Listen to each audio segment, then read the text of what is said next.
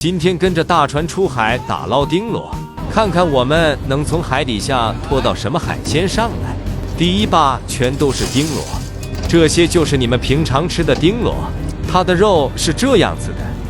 哇，抓到一只大青蟹，这种耙子什么海鲜都能拖上来。这是一只大肉蟹，拿给船长绑住它，千万别小看它的蟹钳子，不小心夹到会让你痛哭。今天的风浪特别大，船都摇晃晃的。这一坝货好像更多，竟然还抓到几只大海虾，个头超级大，放桶里养着它。船长说今天大风浪大，海虾会多点，基本每一坝都会有，全都是好大一只，如果抓到几10斤就发财了。你们看，又有了，又有一只，我负责替他们捡虾算了。这里的丁螺质量不够好，我们收耙子，去别的地方再找找看，给你们感受一下什么是大风大浪。还好我不晕船，抓了好多只大海虾，这种野生大海虾可是卖得很贵。今天天气也有点恶劣，大风大雨的，好冷。到了第2片海域下耙子，希望收获会好点。看看这一耙子有什么？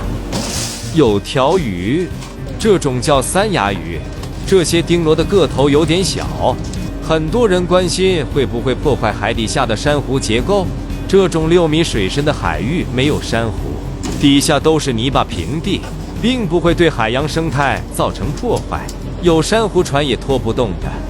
石头蟹一只，是只公蟹。这条长相奇特的鱼叫牛尾巴，尤其它的头部长得像龙。今天注定船长又要亏本，货还是不够多。上次那场超级台风，把海底都吹得干干净净了，毛鹿贝都吹没了。又抓到一只大青蟹，还是一只大母蟹，不知道是不是膏蟹呢？已经生完孩子了，所以是只水蟹。这2只大螃蟹也算是今天的安慰奖了。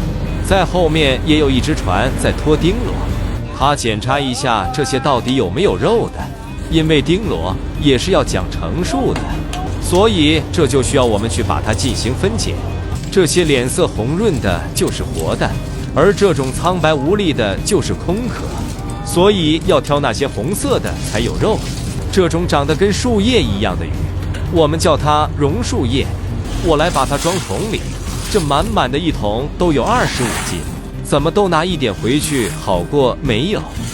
海底下什么垃圾都会有，又拖到了好多。一条银米鱼，这种小海鱼用来清蒸很好吃。海底下什么贝壳也会有，这些就是活的，剩下这些就推回大海。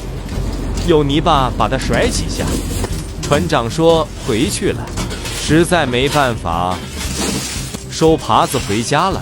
没办法呀，今天亏本了。这些丁螺太小了，成数也不够，加起来也就几10斤的货，别说人工费了，连油费都不够。敲点丁螺回去炒着吃，丁螺很多人吃宵夜必点的，还有一些鱼虾蟹，特别是这种大虾，还有2只的大青蟹。天气太冷了，回家喝酒去。到底丁螺怎样做才会好吃？先把料头爆香，再放丁螺下去，把它的香味给炒出来，放点盐调味，倒点水煮一下，大火收之后就做好了，可香了。新鲜的丁螺味道鲜美无比，天冷喝这酒正合适，并且暖身又暖胃，口感非常不错，建议你们也试试。这大虾新鲜就是好吃。关注我，了解更多渔民生活资讯。喜欢视频的朋友，麻烦给我点个赞。